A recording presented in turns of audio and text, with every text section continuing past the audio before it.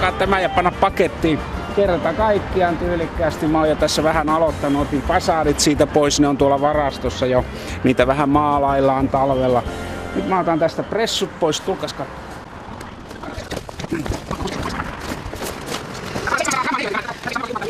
Ennen vanhaan mä aina otin tämän irti, kun mä avasin karusellin, mutta nykyään mä nostan sen täältä alhaalta vaan ylös ja pistän lenkeillä kiinni, niin säästyy sitten vähän aikaa sitten, jos on tämmönen kiinteä paikka niin kuin täällä nyt on ollut. Niin.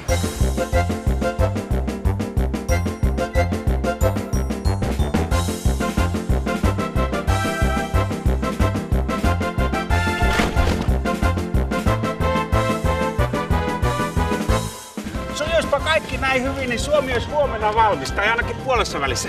Mä oon kuullut, että Suomi on melko valmis, mutta sekin olen kuullut, että Ruotsissa on muutama silta vielä tekemättä.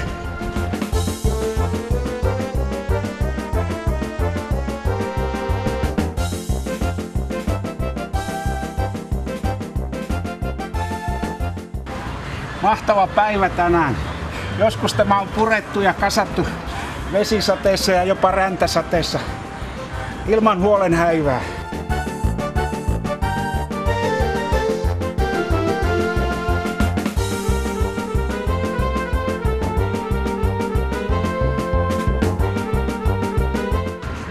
Ei millään uskoisi, että mullakin on 28 hevosta.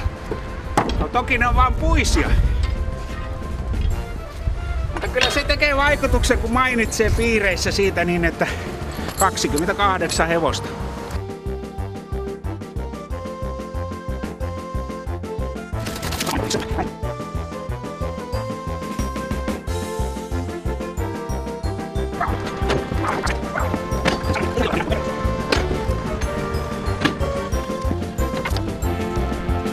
Täällä nyt on tää koko homma.